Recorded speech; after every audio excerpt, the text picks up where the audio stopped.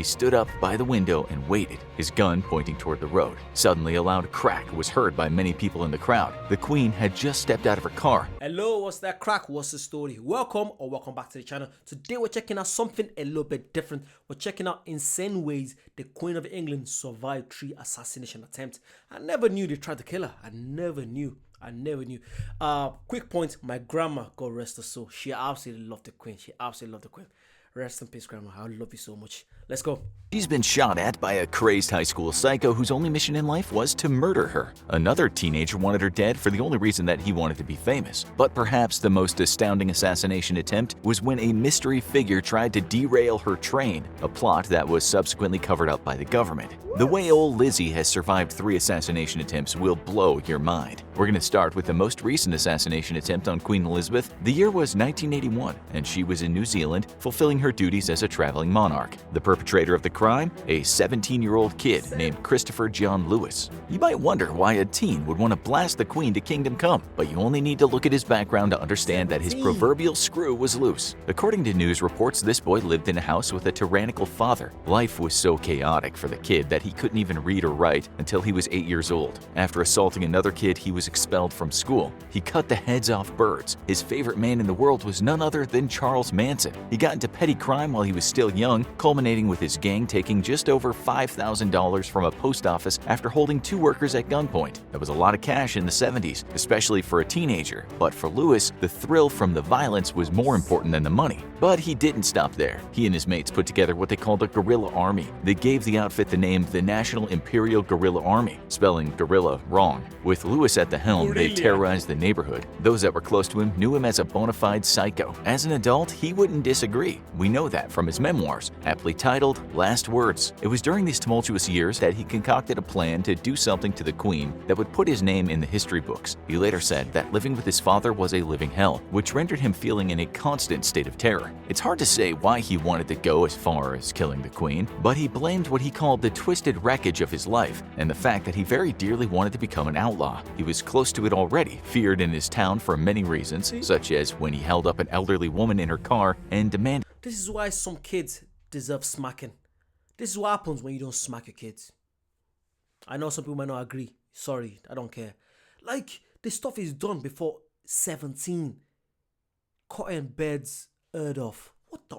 17? You got expelled for beating up some other kid. I couldn't even dream of doing, not that I wanted to, but growing up, if I tried doing something that stupid, a little smack in my bum and my brain will switch on. Will be switched on real quick. Some parents just spoil their kids, man. Obviously, I know some kids that they just messed up, but sometimes you gotta smack them. That sounds bad. That sounds really bad. Sorry. Some people might not agree, but yeah, if my kid, in the future, if my kid is acting up, I'm not saying start beating your kids like mad, but just a little, don't do that. That's not nice. Then they'll know for next time. I got smacked when I was young, and I liked it. Oh, God, not like that. You guys know what I mean. Let's continue. For God's sake.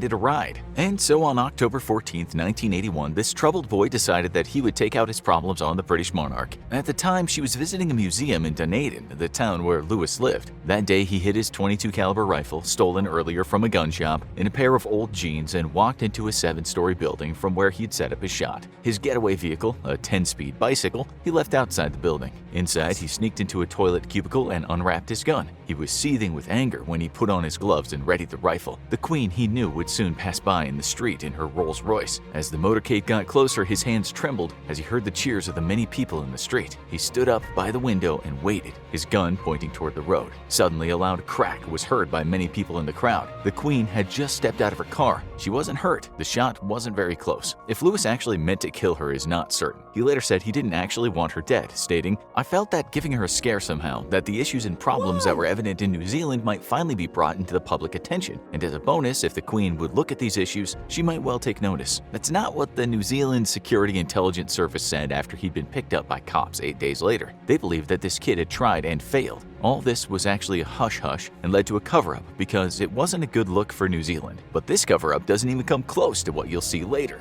When he was charged, all the public heard was that his crime was illegally possessing a firearm and illegally discharging one, not that he had tried to kill the Queen. As we said, people in the crowd that day had heard gunshots, but cops later assured them and some curious journalists that it was nothing but an unrelated racket. When Lewis heard the charges in court, his words were, "Only 2 charges? What? Had the bullet hit her, would it be treason?" But the whole story remained classified until February 2018 when a media company found out the truth. By this time, Lewis was long since dead. His death is a grim story if there ever was one. After the incident, he was sent to a psychiatric hospital. There, he once pulled a knife on a guard, and in his spare time, he concocted another plan to take out Prince Charles. After his release, he wrote these memoirs, and while he did try to stay away from crime, intelligence services never let him out of their sights. They thought he was still dangerous, knowing that if he had a more powerful gun that day, he could well have killed the Queen. That's why in 1995, when the Queen was visiting New Zealand again, they exiled him to Great Barrier Island for an expenses-paid 14-day vacation.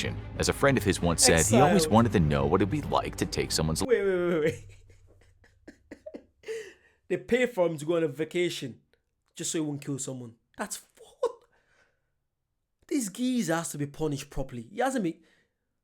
He tried to kill someone. You go away with it. Now the next time the person is coming to town, you're being sent on holiday. What? Let me know what you guys think about that.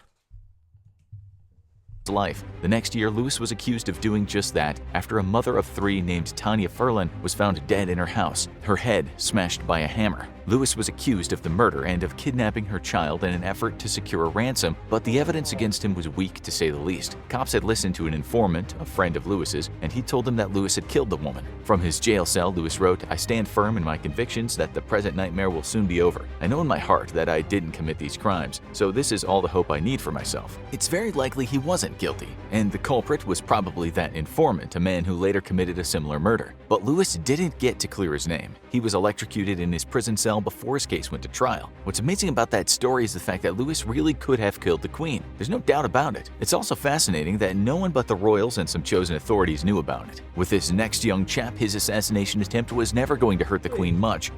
That story made no sense. Made absolutely no sense. The ending. Like, what? It just seemed so much confusion. So it was convicted of, was meant to go to trial for killing someone else. Before he could go to trial, he killed himself.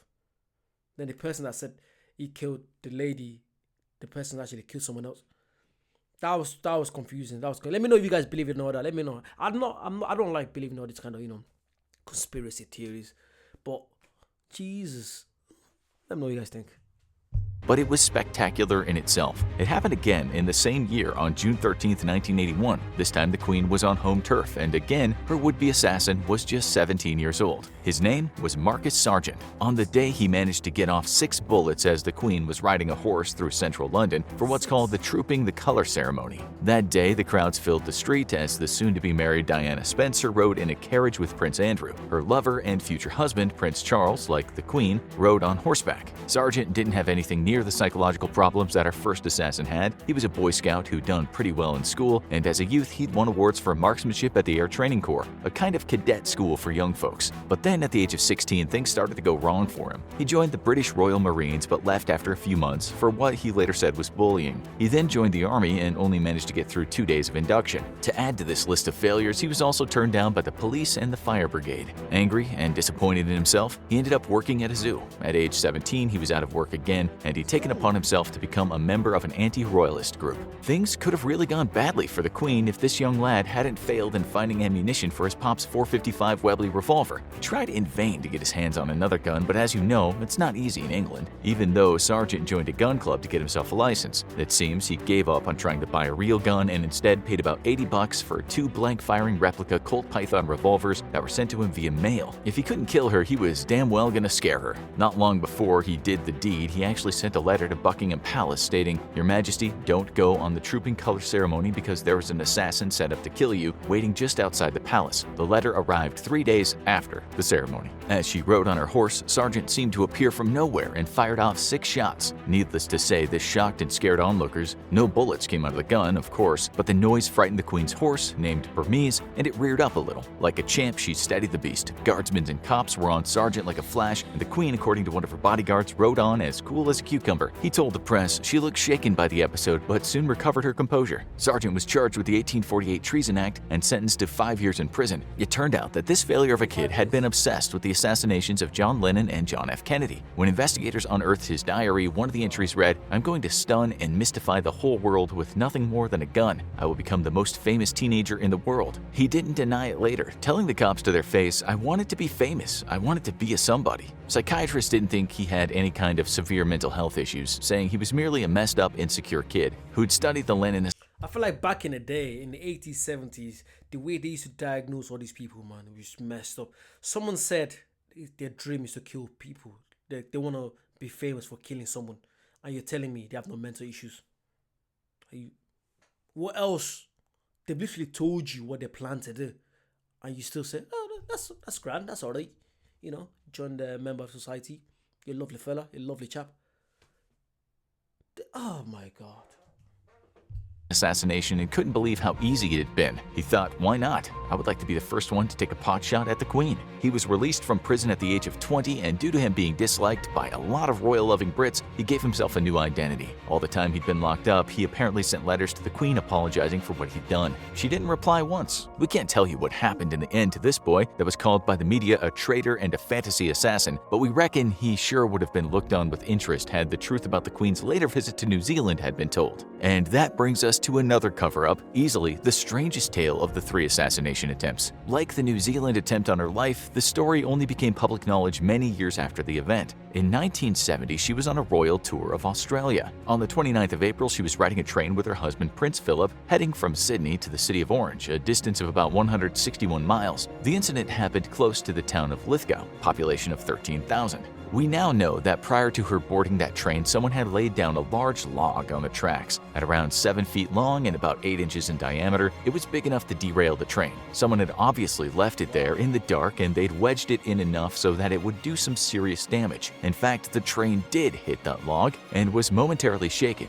But it just happened that at the moment, the train had been going much slower than usual. Had it been traveling at the usual speed, there is every chance it could have derailed, and the queen been seriously injured or killed. A report written many years later said the train continued on brakes for about 200 meters, with the log still wedged under the front wheels, before finally coming to a halt at the level crossing near Bowenfell Station. As things turned out, the queen didn't know a thing about it. The Australian cops didn't report the matter, and a local newspaper that knew what had happened made a so-called gentleman's agreement with the cops not to publish the story and so embarrass them and the country. The newspaper, the Lithgow Mercury, kept hold of the story for close to 40 years. One of the investigators later admitted he'd pulled the editor to the side and told him not to publish the story. He said, "I took him for a drive and I told him the story, and I said, I want your assurance that you don't print it." And he didn't print it. In 2009, it was finally published. For many years, Australian cops investigated the plot, but nothing came of it. One of the reasons for that was because they couldn't actually talk to many people about what had happened. The lead investigator recalled, "We never came up with any decent suspects because if we interviewed people, we seemed to be talking in riddles. Who is behind the plot remains a mystery, with IRA sympathizers being high on the list of suspects. Still, it could have been another kid trying to make a name for himself or just a regular run-of-the-mill loon. It seems Buckingham Palace had also been kept in the dark all those years, although it's possible the British authorities also kept the story under wraps. In 2009, the palace issued a statement saying it didn't want to comment on the matter, but in the royal diary there was no mention of anything strange happening on the train that day. Now, you need to see how the Queen lives in an average. That was interesting. I'd say they must have known. I'd say the royals must have known, but then they just know it might make them look bad, or people might start, thinking that might give other people ideas to do it. I think that's why. I think most of the time, when things like this happen, I'm sure it's happened many more times, but then they just don't tell the public, just not to give people like that 17-year-old from New Zealand, just not to give any ideas. But that was crazy. That was absolutely crazy. Yeah, the Queen. I think I liked her. I think the Queen. I think she was alright. I think she was a lovely lady.